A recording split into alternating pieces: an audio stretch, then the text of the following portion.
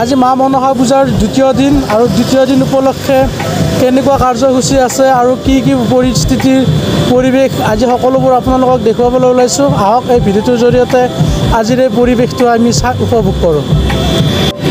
আৰু এইপিনে দেখিবলৈ পাইছোঁ সৰু ল'ৰা ছোৱালীয়ে খেলা খেলি আছে, চকৰিত ঘূৰি আছে, এই বেলুনটোৰ ওপৰত উঠি নাচি বাগি সকলোৱে উপভোগ কৰি আছে। এনজয়মেণ্ট জিঅ' এয়া অৰ্ণৱ ভাই। আৰু এইপিনে মণিহাৰীত দোকান আছে। চলা ইয়াত তিৰি চৰি লৈ আহিলে আৰু একেবাৰে বিপদেই হ'ব আৰু মণিহাৰীত।